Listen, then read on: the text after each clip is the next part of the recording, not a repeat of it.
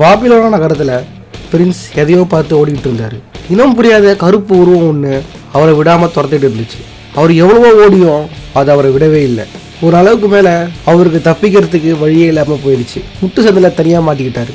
இதுகிட்ட தப்பிக்கவே முடியாதுன்னு புரிஞ்சுக்கிட்ட பிரின்ஸ் அதை எதிர்த்து நிற்க தயாரானார்.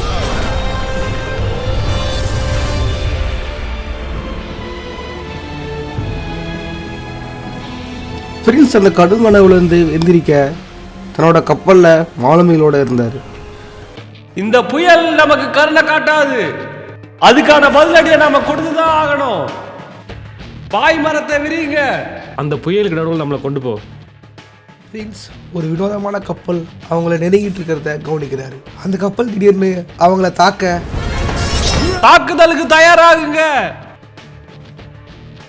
அந்த கப்பல் பிரின்ஸோட கப்பலை தாக்கி தன்னோட இடைச்சிக்கிட்டு இருந்துச்சு. பிரின்ஸ் அந்த கப்பலை கவனிக்க அந்த கப்பலில் இருந்தவங்கலாம் ரொம்பவே வினோதமாக இருந்தாங்க. அவங்களுக்கு ஒரு தலைவி இருந்தா. அவ சொன்னதோ அவங்களாம் பிரின்ஸோட கப்பலை கொடூரமாக தாக்க ஆரம்பித்தாங்க. அந்த கப்பலே ஒரு போர்க்களமாக மாற ஆரம்பிச்சுது. பிரின்ஸ் அவங்கள தாக்கிட்டு அந்த கப்பலோட தலைவியை தேடி கண்டுபிடிக்கிறாரு. உன்னால உயிரோட கரைக்கு திரும்பவே முடியாது. ராணிய உன்னை பெரிய வீரன் சொன்னா. ராணியா?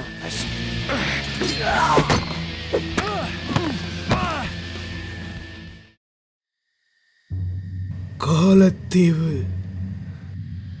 அதுதான் காலபடல் உருவான இடம். அங்கிருந்தாது மகாராஜா அந்த கிடிகாரத்தை எடுத்துட்டு வந்தார். சிலர் சொல்லுவாங்க மகாராஜா அங்கதான் சில கால வழிகளை கண்டுபிடிச்சாராம். அதன் மூலியமா தான் காலத்தின் பின்னோக்கி பயணிக்க முடியும். காலத்தை தாண்டியா? அந்த மணல் எங்க உருவாச்சோ அங்க. பிரச்சனையை நாங்கள் அந்த மகாராஜா கோட்டைக்கு படையெடுத்து போகும்போது ஆரம்பிச்சது.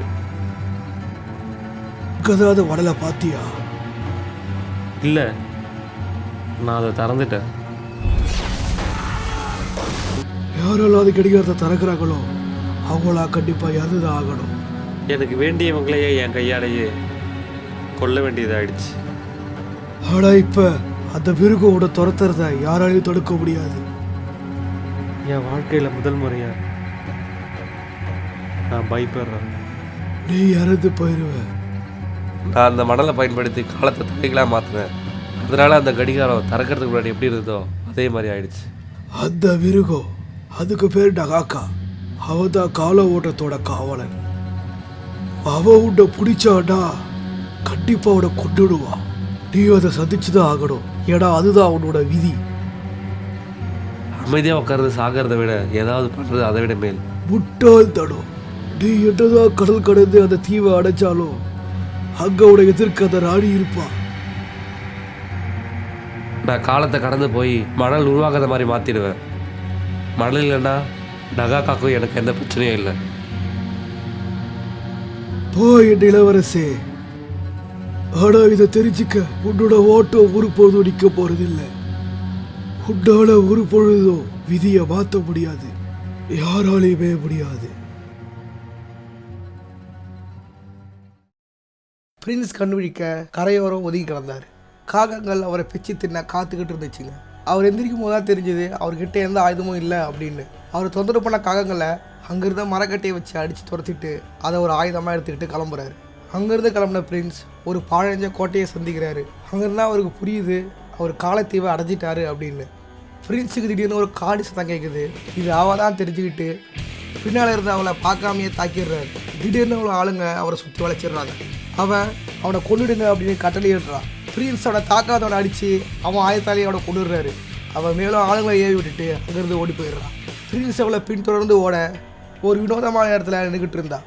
திடீர்னு மந்திர கோயிலில் மாட்டி அவள் காணாமல் போயிடுறான். பிரின்ஸுக்கு அது என்னென்னே சுத்தமாக புரியலை. எதிர்பாராமல் அவரும் பயணிக்க பாறைஞ்சு போயிருந்த அந்த கட்டிடம் திடீர்னு புதுசாக மாற ஆரம்பிச்சுது. திடீர்னு அவள் பிரின்ஸோட முகத்தில் தாக்கிட்டு அங்கேருந்து ஓடி போயிடுறான். பிரின்ஸ் வெளியே வந்து பார்க்கும்போது அந்த மாளிகையும் பொறிகளும் பாழடைஞ்சு போகாமல் புதுமையாக இருந்துச்சு. பிரின்ஸ் அங்கேருந்து தான் புரிஞ்சுக்கிறாரு நம்ம வந்தது காலப்பயணத்துக்கான ஒரு வழினோம், நம்ம இப்போ கடந்த காலத்தில் இருக்கோம் அப்படின்னோம். பிரின்ஸ் பல பொறிகளையும் மணல் பூதங்களையும் கடந்து பயணிக்கும் போது வழியில் ஒரு வினோதமான உருவத்தை கவனிக்கிறாரு. அது அவரை பார்த்தபடியே அங்கேருந்து ஓடிடுது. பிரின்ஸ் அதை ஒரு பொருட்டாக எடுத்துக்காம அவளை பின்தொடர்றாரு. அவன் யாரோ ஒரு பொண்ணுக்கிட்ட சண்டை போட்டுட்டு இருந்தான். யார் நீ? என்னை காப்பாத்து. இது அவங்க சொன்ன மாதிரியே இருக்கு. எதிரிக்கு எதிரி நண்பன் தானே. அவளை விடு, நமக்கு தீர்க்க வேண்டிய கணக்கு ஒன்று பாக்கி இருக்கு. பிரின்ஸ் அவன் கூட சண்டை போட்டு தடவை அவளை தாக்கி மொத்தமாக அழிச்சிடுறாரு. தொங்கிக்கிட்டு இருந்த அந்த பொண்ணை காப்பாத்துறாரு. ஆனால் அவன் நன்றி கூட சொல்லாமல் அங்கே நடக்க ஆரம்பிக்கிறான். நில்லு, நான் உங்ககிட்ட கொஞ்சம் பேசி ஆகணும். உனக்கு என்ன வேணும்? நான் ராணியை உடனடியாக பார்த்தே ஆகணும். ராணி யாரையும் பார்க்குற மாதிரி இல்லை. முதல்ல நீ யாரு? நான் தான் பிரின்ஸ் ஆஃப் பர்ஷியா. இங்க பாரு, இன்னைக்கு ரொம்ப முக்கியமான நாள். அவங்கள யாரும் டிஸ்டர்ப் பண்ணக்கூடாது. உனக்கு இது எவ்வளோ முக்கியம்னு ஒன்று கூட புரியல. ஒன்றும் தெரியாத முட்டா பயலே, உன்னால உன் விதியை மாற்றவே முடியாது. உன் விதியை மாற்ற முடியாதா? அவள் என்கிட்ட தானே சொல்கிறா. அவளுக்கு எப்படி என்னை பற்றி தெரியும்? திடீர்னு அதோட இடிச்சி விட ஆரம்பிக்குது. பிரின்ஸ் அவளை காப்பாற்றிட்டு இங்கேயே இரு, நான் உன்னை வேற வழியில் வந்து பார்க்குறேன். இல்லை பிரின்ஸ், இங்கேருந்து போயிடு, திரும்ப வரவே வராத. ராணிக்கு ஆண்கள்னாலே பிடிக்காது. அவ உன்னை கொன்னுடுவா. ஒழுங்கா உன் வேலையை பார்த்துட்டு போயிடு. பிரின்ஸ் மாற்று வழியை தேட ஆரம்பிக்கிறாரு. மீண்டும் போர்ட்டல் மூலியமா பழிச்சு போர்ட்டலை எப்படி பயன்படுத்துறதை கற்றுக்கிறாரு. நிகழ்காலத்தில் அவருக்கு ஒரு அதிர்ச்சி காத்திருந்துச்சு. இத்தனை நாள் அவரை ஒரு கடுகடவாக துரத்திக்கிட்டு இருந்த உருவம் அவர் முன்னாடி இருந்துச்சு. அவன் தான் டஹாகா. டஹாகா பிரின்ஸை நேருக்கு நேராக துரத்த ஆரம்பித்தான். பிரின்ஸ் அவனை பார்த்து பயந்து ஓட ஆரம்பித்தார். டஹாகா தன்னோட பாதையில் குறுக்க வந்த எந்த பொருளையும் தரமட்டமாக்கி பிரின்ஸை துரத்திக்கிட்டே இருந்தான். பிரின்ஸால் டஹாகா கிட்ட தப்பிக்கவே முடியல. திடீர்னு ஒரு இடத்துல டஹாகா தடுமாறுறத பிரின்ஸ் கவனிக்கிறாரு. அங்கிருந்தா பிரின்ஸ் டஹாகாக்கு எதிரி தண்ணி தான் அப்படின்றத புரிஞ்சுக்கிறாரு. அங்கிருந்து கடந்த காலத்துக்கு பயணிச்ச பிரின்ஸ் வழியில் மீண்டும் அந்த வினோத உருவத்தை பார்க்குறாரு. என்ன மிருகண்டா இது? அந்த உருவம் பிரின்ஸை பார்த்து ஆயுதத்தை வீசிட்டு அங்கேருந்து ஓடிடுது. பிரின்ஸ் அங்கேருந்து மீண்டும் அந்த பொண்ணை கண்டுபிடிக்கிறாரு. அவள் பிரின்ஸை பார்த்து இது ஆபத்தான இடம், இந்த பக்கம் வராத, இங்கிருந்து கிளம்பு அப்படின்னு திட்ட ஆரம்பிக்கிறான்.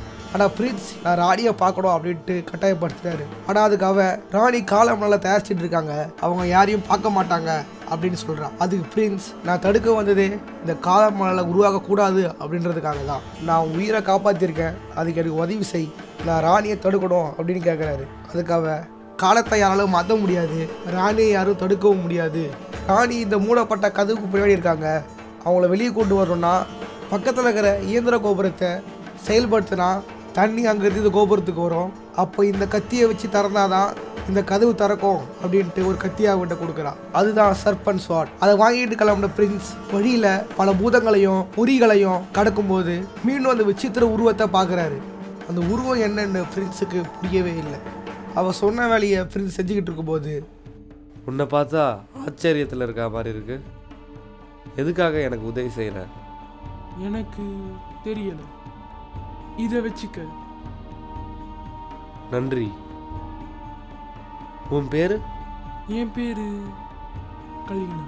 பிரின்ஸ் அவ கொடுத்த வாழை எடுத்துக்கிட்டு பயணிக்க ஆரம்பிக்கிறாரு.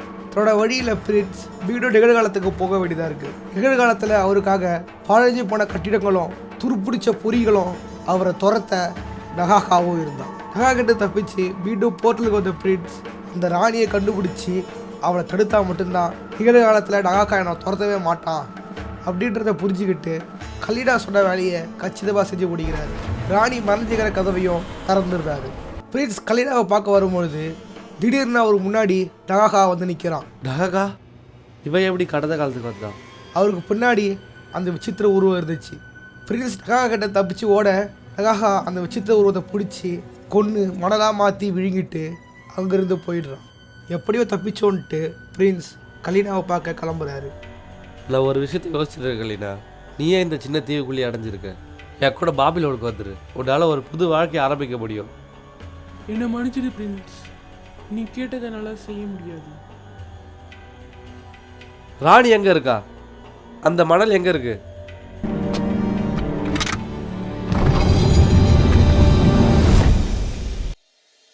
நீ என்ன பண்ணிட்டு இருக்க?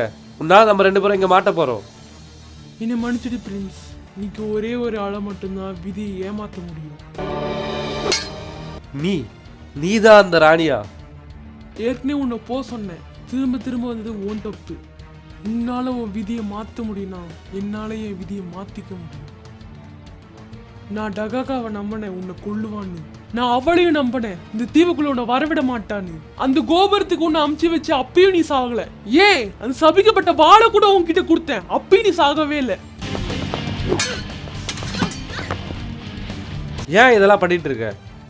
நான் ஏற்கனவே உன்கிட்ட சொல்லியிருக்கேன், நான் என்னோட எதிர்காலத்தை பார்த்துட்டேன்.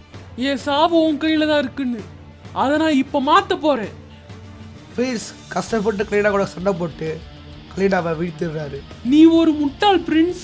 நீ என்ன பண்ணாலும் தோத்துதான் போவ.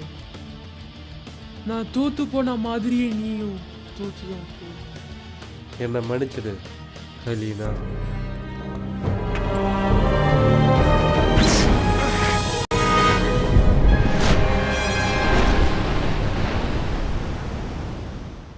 நான் இப்போ நிகழ்காலத்துக்கு போய் ஆகணும். ஒரு வழியாக அந்த ராணியை நான் தோற்கடிச்சிட்டேன். இனிமேல் அந்த மணலை உருவாக்காது. டகாக்காவை என்னை துரத்த மாட்டான். என் விதியும் நான் மாற்றிட்டேன். இங்கேருந்து வெளியே போகிறதுக்கு படகு இருக்கான்னு தான் பார்க்கணும். திடீர்னு அந்த இடத்துல ஒரு கரும்பகை சூழ ஆரம்பிக்குது. பிரின்ஸுக்கு தெரியும் இதுதான் நகாக்கா வர்றதுக்கான ஒரு அறிகுறி அப்படின்னு. நகாக்கா அவனை பிடிச்சி தூக்கி போட்டு துரத்த ஆரம்பிக்கிறான். அங்கேருந்து வர பிரின்ஸ் ஒரு அறையை அடைகிறாரு. அங்கே இருந்த கதவு தானாக முடிக்குது. நகாக்காவால் உள்ள நுழைய முடியல. நான் கலீனாவை அழித்தோம், ஏன் இன்னும் கூட காலம் மாறவே இல்லை, ஏன் என் விதி இன்னும் திருத்தப்படலை அப்படின்னு புரியாமல் யோசிச்சுக்கிட்டு இருக்காரு. பிரின்ஸ் தன்னோட நிலையை நினச்சி ரொம்பவே வருந்துறாரு. பிரின்ஸ் இப்போ ஒரு புளியகுள்ள வாடிக்கிட்ட ஆடு மாதிரி. அவர் இரையாகிற தவிர வேற வழியே இல்லை. நகாக்கா எப்படியாவது அந்த அறைக்குள்ளே வர முயற்சி பண்ணிக்கிட்டே இருந்தான். எதனால பிரின்ஸோட விதி மாறவே இல்லை. அங்கிருந்து பிரின்ஸ் எப்படி தன்னோட விதியை மாற்ற போறாரு, எப்படி நகாக்கா கிட்ட இருந்து தப்பிக்க போறாரு எப்படின்றத தெரிஞ்சுக்க அடுத்த பாகம் வரை காத்திருங்க.